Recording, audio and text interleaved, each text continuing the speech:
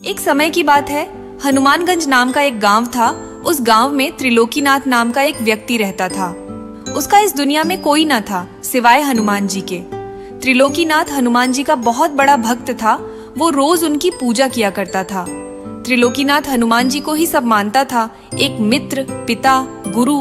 वो सारी बातें हनुमान जी से किया करता था। अरे कहाँ जा रहे हो त्रिलोकीनाथ, इतनी सुबह सुबह? बस भाई, हनुमान मंदिर जा रहा था। हनुमान जी की पूजा करके दिन की शुरुआत करूंगा। अच्छी बात है, चलो आओ तुम पूजा करके मिलते हैं फिर। त्रिलोकीनाथ मंदिर पहुंचता है और मंदिर की साफ सफाई करने लगता है। हे प्रभु, कितनी धूल मिट्टी है, कोई सफाई करने वाला ही नहीं है।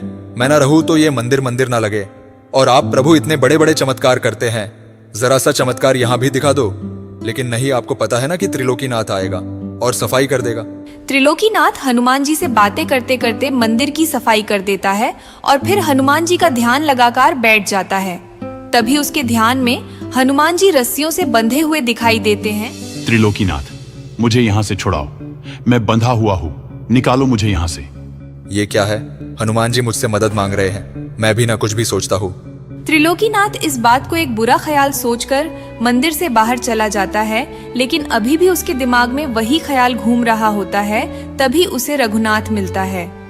क्या हुआ भाई, मंदिर से पूजा करके आए, लेकिन लगता है मन को शांति नहीं मिली। दिमाग में कुछ उथल पुथल चल रही है क्या? हाँ भाई, क्या बताऊं। आज बजरंगबली का ध्यान कर रहा था तो मैंने एक दृश्य देखा कि हनुमान जी एक रस्सी में बंधे हुए हैं और मुझसे मदद मांग रहे हैं। भाई, हनुमान जी को तुम्हारी मदद की कब से जरूरत आन पड़ी, और उन्हें बांध कौन सकता है? जरूर ये ख्याल तुम्हारे मन में ऐसे ही आ गया होगा। बात तो तुम सही कह रहे हो। ये बोलकर त्रिलोकीनाथ वहाँ से अपने घर आ जाता है। संध्या होती है। सारी दिनचर्या खत्म होने के बाद त्रिलोकीनाथ खाना खाकर सो रहा होता है। त्रिलोकीनाथ को फिर से वही स्वप्न आता है। त्रिलोकीनाथ, मुझे यहाँ से छुड़ाओ, मैं बंधा हुआ हूँ, निकालो मुझे यहाँ से। आप कहाँ हो प्रभु? मैं मंदिर के पीछे आम के पेड़ में फंसा हुआ हूँ, मुझे यहाँ से निकालकर मंदिर में स्थापित करो। ये कैसा स्वप्न है? लगता है हनुमान जी स्वप्न के माध्यम से मुझसे कुछ कहना चाहते हैं। ये बात कल मुखिया जी के आगे रखनी पड़ेगी। अगले दिन त्रिलोकीनाथ ऐसा ही करता है। वो गांव में पंचायत बैठाता है। सभी गांव वाले वहाँ खड़े होते हैं। क्या हुआ त्रिलोकीनाथ, आज पंचायत क्यों जमा की है? बात थोड़ी गंभीर है मुखिया जी। कल से मुझे बार बार हनुमान जी स्वप्न के जरिए बता रहे हैं कि वो मंदिर के पीछे आम के वृक्ष में फंसे हुए हैं। उन्हें वहां से आजाद करके मंदिर में स्थापित करना है। इसीलिए मैं आपसे ये निवेदन करना चाह रहा हूँ कि उस वृक्ष को काट के उसमें से हनुमान जी को निकालकर मंदिर में स्थापित करना होगा। क्या पगला तो नहीं गए हो ना त्रिलोकीनाथ? माना कि तुम हनुमान जी के भक्त हो, लेकिन ऐसा भी नहीं है कि तुम कुछ भी बोलो और हम मान ले। अपनी इस बेफिजूल के बात के लिए तुमने पंचायत का समय बर्बाद किया है। पर मुखिया जी, मैं सच कह रहा हूँ, एक बार उस पेड़ को काट कर देख लेते हैं। त्रिलोकीनाथ, क्यों जिद कर रहे हो बेकार की? ये सब तुम्हारा भ्रम है। जाओ, घर जाओ। जाओ यहाँ से, आज की सभा यही समाप्त की जाती है। मुखिया त्रिलोकीनाथ को भगा देता है और कड़े शब्दों में पेड़ काटने के लिए मना कर देता है। त्रिलोकीनाथ उदास मन लिए घर की ओर जाने लगता है। तभी रघुनाथ उसके कंधे पे हाथ रखता है। त्रिलोकीनाथ, परेशान मत हो, ये सब तुम्हारे मन का वहम होगा। ज्यादा ध्यान मत दो। और वैसे भी वो आम का वृक्ष मुखिया जी का है, और पता है उस अकेले वृक्ष से कितने फल आते हैं। वो तुम्हारी बात पे वृक्ष तो नहीं काटने वाले।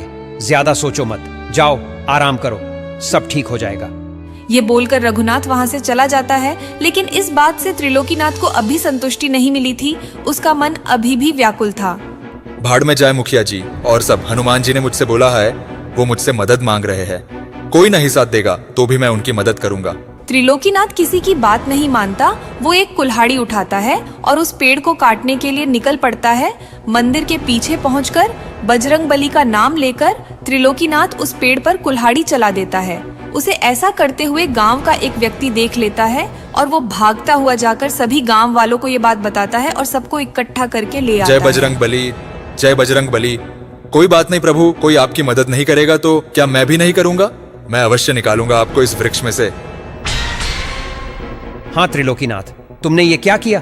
तुमने अपने पागलपन्ने की वजह से मेरा इतना सुंदर वृक्ष काट दिया। मैंने पंचायत में कहा था ना कि कोई वृक्ष नहीं काटेगा। त्रिलोकीनाथ, तुम ये कैसी हट कर रहे हो? तुम इतनी मूर्खता का काम करोगे, हमें अंदाजा नहीं था। पर भाइयों, मैं सच कह रहा हूँ, मेरे स्वप्न में हनुमान जी आते थे और इसी वृक्ष को काटने के लिए कहते थे वो यही कहीं कैद है। अच्छा, तो तुमने इसलिए ये वृक्ष काट दिए? तुम्हें दिखे कहीं हनुमान जी? कहाँ हैं? क्या किसी को यहाँ हनुमान जी दिखाई पड़ रहे हैं? त्रिलोकीनाथ, तुम्हें इसकी कीमत चुकानी पड़ेगी। ये बात चल ही रही होती है कि तभी हनुमान जी की एक सुंदर प्रतिमा उस वृक्ष के तने से प्रकट हो जाती है, जिसे देख सभी गांव वाले भौचक्का रह जाते हैं। किसी को अपनी आंखों पर विश्वास नहीं होता। वो सभी बजरंगबली की जय जय करने लगते हैं और सभी त्रिलोकीनाथ से माफी मांगते हैं। अब सभी गांव वाले पूरे सम्मान सहित वृक्ष से प्रकट हुई हनुमान जी की प्रतिमा को मंदिर में स्थापित कर देते हैं। तब से हनुमान जी की कृपा से पूरे गांव में सुख शांति छा जाती है और त्रिलोकीनाथ को गांव में एक अलग ही सम्मान मिलने लग जाता है।